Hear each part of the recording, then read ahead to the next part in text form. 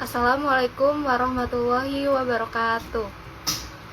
Selamat sore semuanya, selamat bergabung di acara live Instagram Hima Gizi UNES dalam acara Gerakan Ramadan Ceria dengan tema Bisik, bincang asik seputar Ramadan bareng anak gizi. Nah, pada live Instagram kali ini kita bakal kedatangan seseorang pembicara yang sangat luar biasa pastinya, yang akan memberikan kita materi tambahan, informasi-informasi baru mengenai gizi di bulan Ramadan ini. Tanpa berlama-lama lagi, mari kita undang pembicara kita untuk dapat bergabung dan menemani kita di live Instagram kali ini. Assalamualaikum warahmatullahi wabarakatuh. Selamat sore Bu Mardiana.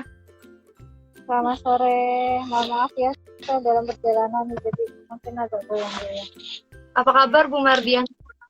Alhamdulillah sehat, gimana kabarnya? Alhamdulillah sehat. Rizka. Selalu diberikan kesehatan dan dilancarkan puasanya ya Bu. Amin. Sebelumnya saya izin ya Bu untuk membacakan CV dari Bu Mardiana terlebih dahulu. Silakan.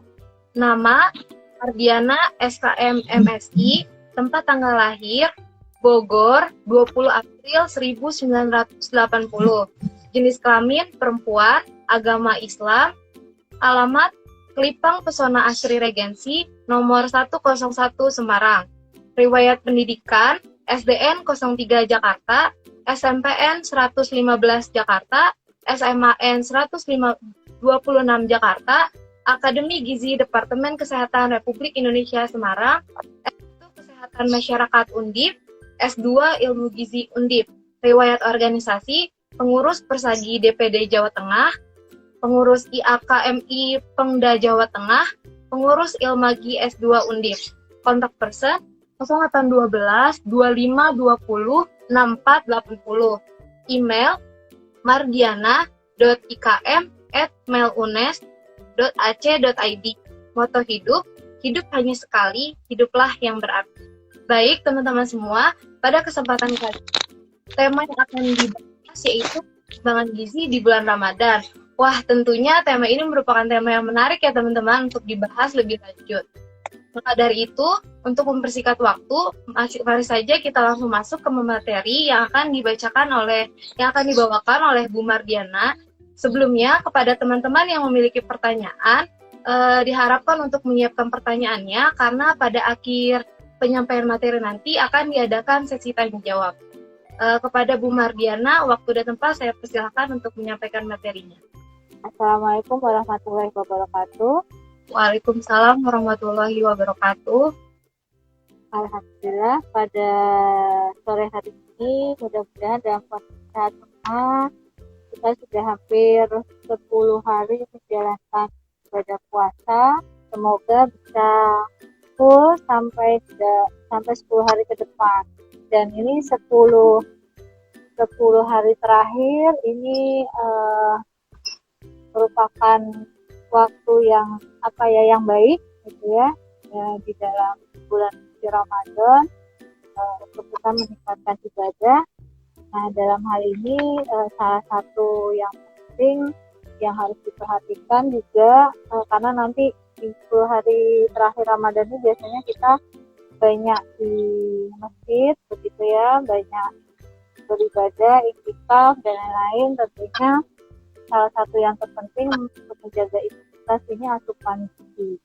Jadi dalam berpuasa itu ada hal-hal dasar yang harus dipenuhi juga ya dalam memenuhi kebutuhan gizi supaya kondisi kita tetap sehat, tetap baik. Yang pertama yang mungkin harus diperhatikan adalah makan sahur. Ya, jadi jangan meninggalkan makan sahur. Makan sahur ini memiliki peranan yang penting dalam proses beribadah puasa. Paling tidak asupannya 40% dari total kebutuhan energi sehari. Ini harus terpenuhi di makan sahur. Makan sahur ini juga meningkatkan ini seperti makan malam terakhir gitu ya. Kalau biasanya kita makan malam mungkin di jam 7 malam maksimal gitu ya. Ini kita ada makan malam di jam 3 setengah 4 pagi. Nah, ini untuk meningkatkan daya tahan tubuh juga, daya imun selama berpuasa. Makanya makan sahur ini jangan sampai terlewatkan. Nah, dalam makan sahur ini juga harus diperhatikan apa yang harus kita konsumsi gitu supaya tidak mudah lapar. Ya, terutama kita harus memilih makanan karbohidrat kompleks, jangan karbohidrat sederhana yang mudah diserap. Kalau mudah diserap oleh tubuh, maka itu akan menyebabkan kita cepat lapar. Ya, kemudian juga kita harus mengkonsumsi makanan tinggi serat, sayuran yang tinggi serat. Ya, pilihannya sayuran serat, jangan sayuran yang tidak berserat. Ya, sayuran yang tinggi serat itu contohnya kangkung, bayam, selada itu juga tinggi serat. Atau kalau yang suka makan lalapan ya seperti daun jala itu juga tinggi serat. Tapi kalau kita makannya misalnya seperti labu siam, wortel, hanya itu ya seratnya masih kurang. Karbohidrat kompleks, makanan sayur yang tinggi serat itu proses pencernaan di dalam lambung cukup lama, sehingga pengosongan lambungnya juga cukup lama. Kemudian yang harus diperhatikan lagi adalah konsumsi cairan, karena kalau berpuasa itu kan harus mengatur. Kita normalnya aja kan 8 gelas ya, jadi 8 gelas itu harus terpenuhi selama 1 hari. Nggak boleh kurang karena puasa, terus akhirnya asupan cairan kita berkurang. Nah, itu juga tidak diperbolehkan, karena keseimbangan cairan itu sangat penting di dalam tubuh untuk proses metabolisme. Dan gimana caranya memenuhi 8 gelas sehari? Bisa diminum 1 gelas selepas bangun tidur. Kemudian nanti setelah makan sahur, dia minum lagi 1 gelas. Kemudian saat berbuka itu juga minum lagi 1 gelas. Selepas salat maghrib 1 gelas. Selepas makan 1 gelas. Jadi makan besarnya itu jangan pada saat berbuka, ya. Berbuka itu yang manis, minimal 1 buah kurma, gitu ya. Kemudian 1 gelas lagi selesai sholat isya, 1 gelas lagi selesai sholat tarawih, dan 1 gelas lagi sehingga 8 gelas sehari itu bisa terpenuhi. Ada yang menyampaikan 2-4-2 gitu ya, jadi 2 gelas sahur, 4 gelas setelah berbuka, dan 2 gelas sebelum tidur. Kemudian yang harus diperhatikan lagi adalah hindari makanan-makanan yang memudahkan kita untuk banyak buang air kecil, ya. Itu juga harus dihindari, seperti tinggi garam, kemudian teh, kopi, itu juga harus dihindari. Kemudian yang harus diperhatikan lagi adalah kita juga menghindari makanan-makanan yang seperti goreng-gorengan, ya. Boleh sih sekali-sekali ya, tapi juga harus diperhatikan dari kalorinya, ya. Jangan sampai kita udah puasa seharian karena nggak makan, terus akhirnya makan makanan yang berlebihan. Itu juga nggak boleh, ya, sampai perut terasa penuh. Padahal di dalam Islam sendiri, makanlah sebelum lapar, berhentilah sebelum kenyang. Kemudian sering ada pertanyaan itu, kenapa sih kok kita kalau puasa itu cepat lapar gitu ya? Ada beberapa hal sebenarnya yang menjadi perhatian juga. Yang pertama adalah kondisi tubuh orang itu sendiri, ya. Misalnya ukuran tubuhnya lebih besar, ototnya lebih banyak, itu kan sel-sel yang ada itu lebih banyak, sehingga sel-sel itu kan butuh makanan, ya. Kalau kita puasa kan kekurangan dari makanan itu, maka akan lebih terasa lapar. Jadi orang yang berat badannya berlebih atau berotot itu juga akan terasa lebih mudah lapar dibandingkan dengan yang kondisi tubuh, ukuran tubuhnya normal.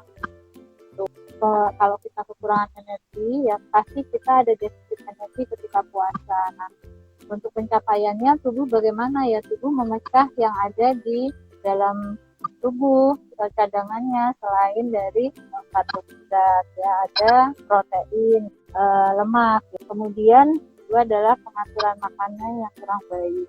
Tadi sudah saya sampaikan kalau sahur makannya kurang serat, tambah lagi karbohidrat sana seperti minum teh, susu, ya itu kan mudah diabsorpsi oleh tubuh, mudah dipakai karena bentuknya sudah glukosa, gitu ya.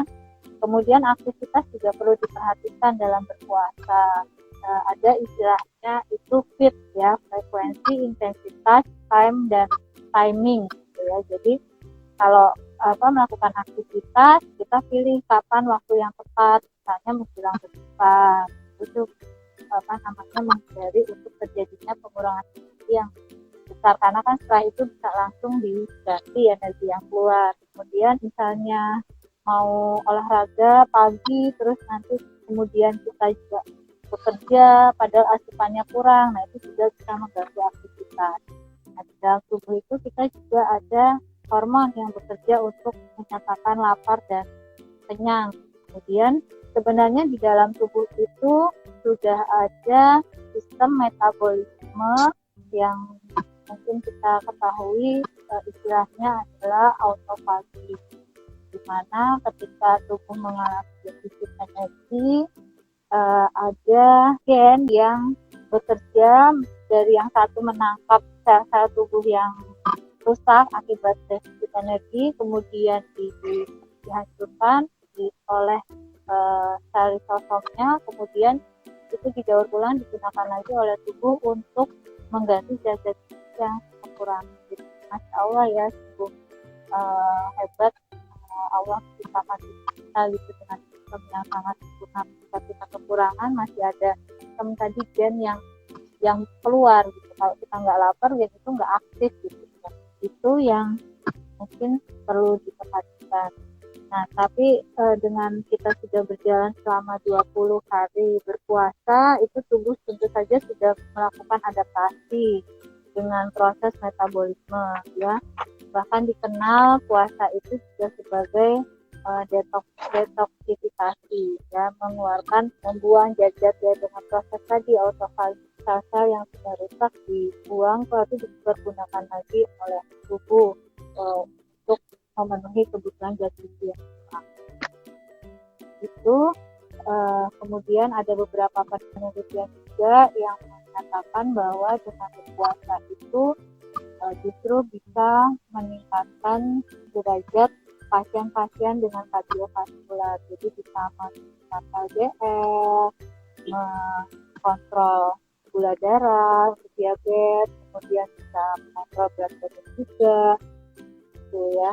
Jadi prinsipnya adalah untuk memenuhi kebutuhan atau keseimbangan gizi, utamanya ya harus memperhatikan tadi pilihlah makanan-makanan yang proses pencernaannya lama, bisa meningkatkan daya tahan kita selama berpuasa.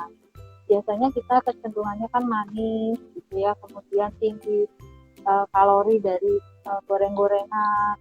Ini sebenarnya kalau kita sehari-hari sudah biasa makan makanan yang seimbang, untuk puasa nggak masalah lagi gitu ya.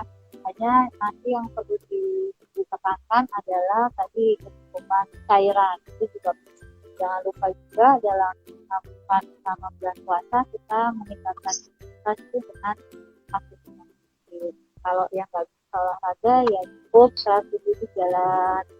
Dan, yang intensitasnya rendah aja, jangan jogging. Kalau jogging aja itu udah saya rasa itu bisa dari saya. Baik, terima kasih Bu Mardina atas materi yang telah disampaikan. Tentunya materi tadi pasti menambah wawasan-wawasan dan pengetahuan lebih untuk teman-teman semua yang hadir di live acara kali ini. Untuk itu, bagi teman-teman yang memiliki pertanyaan seputar materi yang telah disampaikan oleh Bu Mardina tadi, dipersilahkan untuk menaruh pertanyaannya di kolom komentar sekarang. Mungkin ini karena sudah waktunya limit energinya nih ya menjelang berbuka puasa. Ada yang bertanya apa ini? Apa efek berkelanjutan dari seseorang yang hanya mengkonsumsi takjil dan cemilan saja saat berbuka tanpa mengkonsumsi makanan dengan gizi lengkap lainnya karena sudah merasa kenyang? Baik Ibu, kami persilahkan untuk menjawab pertanyaan. Perlu ditanya dulu nih, takjilnya yang makan apa, cemilannya apa, seperti apa. Kalau makan takjilnya ada kolak, kemudian es kelapa, gorengan, ya, terus roti misalnya, itu pasti kenyang itu kalau sudah seperti itu. Jadi makanan-makanan yang jadi sederhana itu kan lebih membuat kenyang, tetapi dia akan lebih cepat juga lapar. Terus dampaknya gimana jangka panjangnya? Kalau bentuk camilannya, takjilnya seperti itu, ya pastinya jangka panjangnya tidak baik ya. Apalagi itu nanti selama 30 hari, yang jelas pasti ada kenaikan berat badan. Nanti dicek coba, sekali-sekali dicek kadar gula darahnya gimana tuh selama puasa. Kalau makannya seperti itu. Nah, terus solusinya gimana gitu? Ditambah dengan buah, tapi buahnya jangan lagi kemudian jadi sup buah. Ya, jadi udah makan kolak, es kelapa, tambah sup buah. Buah ya buah aja, terus tambah lagi sayurannya tetap dimakan. Sebenarnya kalau kita makan makanan yang berlemak, kemudian makannya asin, itu akan lebih cepat rasa haus. Pilihan makanan itu sangat menentukan ya, sangat menentukan daya tahan tubuh. Jadi berpuasa itu kalau kita sebenarnya kan memang meningkatkan imun, tapi kalau kita terus pola makannya salah, malah jadi drop, gitu ya, malah jadi daya tahan tubuhnya jadi menurun. Jadi tadi solusinya makannya kan tidak satu waktu, nanti ada tetap dibuat cemilan, jadi sayurnya itu dibuat cemilan terus tambah buah, nggak perlu terus langsung makan makanan besar lagi ada nasinya, nggak perlu gitu ya, Anda kasih aja lauk kemudian dengan sayur dan tambah buah, dan dikurangi pelan-pelan makanan yang tadi yang tinggi kalori, rendah serat, jangan sampai itu menjadi kebiasaan selama berpuasa dan nanti keterusan di sehari-hari. Karena memang kesulitannya anak-anak remaja ini kesulitan untuk makan sayur dan buah, itu di Riskesdas saja sudah terbukti itu ya, dari surveinya itu memang anak-anak di atas usia 10 tahun itu rendah dalam konsumsi sayur dan buah. Ya, jadi pembiasaan itu bisa dilakukan dengan Anda mencoba sedikit-sedikit. Saya bisa mengatakan kenapa, karena saya termasuk orang yang dulunya juga tidak suka sayur, ya hanya milih-milih sayurnya gitu, hanya bayam, ya sop, ya.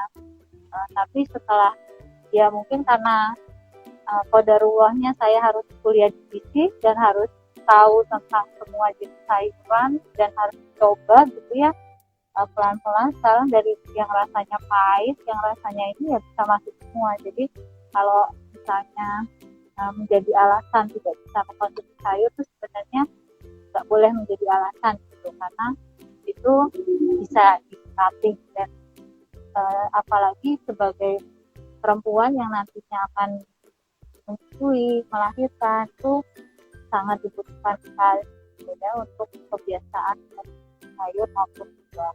Pelan-pelan mulai dilatih untuk menuju konsumsi buah ya. Bagi kalau anak bidang kesehatan dan tahu ilmunya, kita mau memberikan edukasi, kalau kita sendiri nggak mempraktekkan itu nanti ditanya bingung sama audiensnya gitu ya.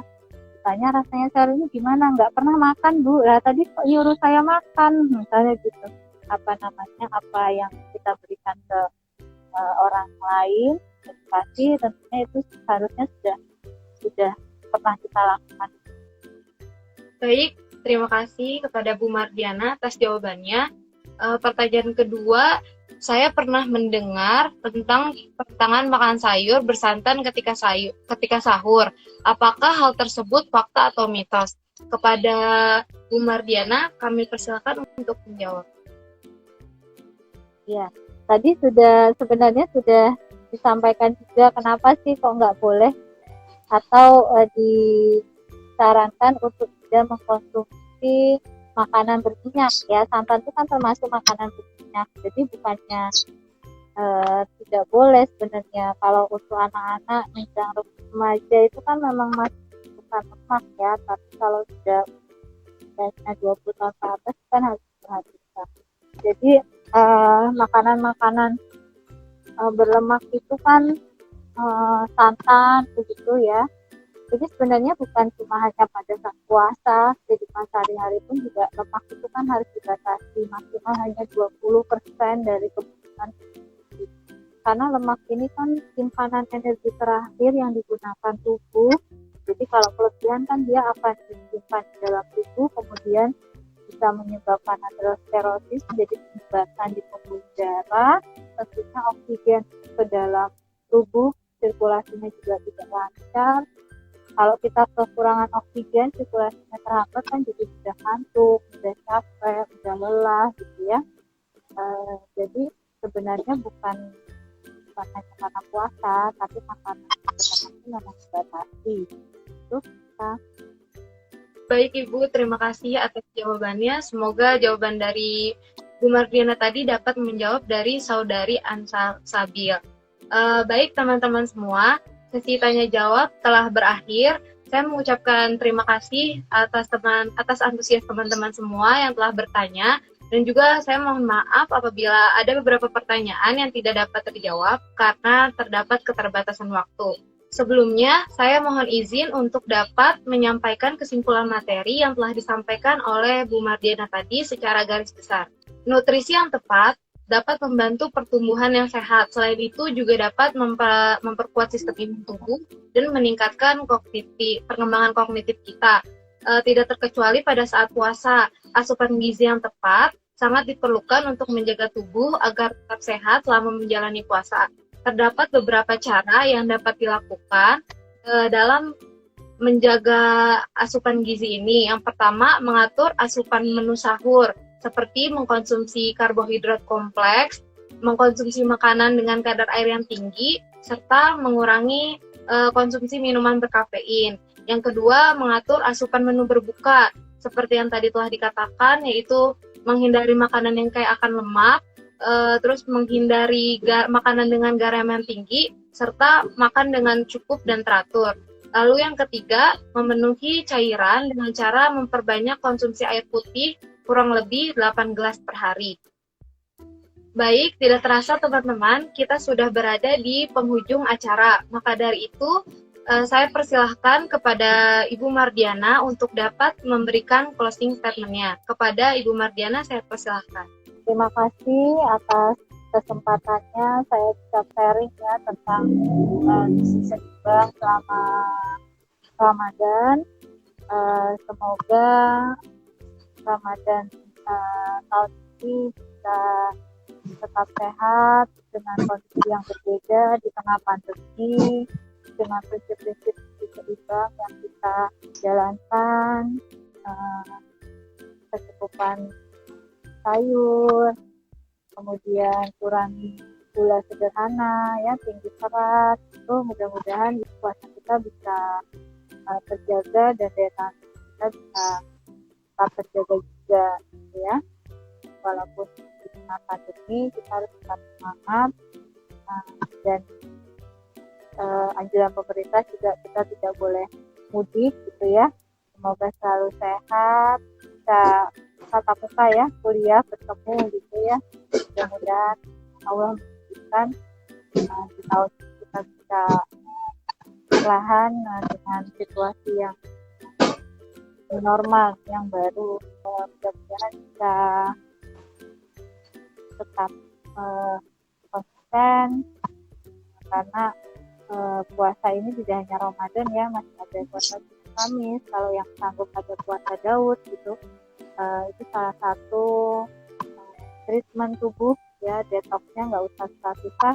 Ada puasa Senin Kamis itu sudah membantu detoxifikasi.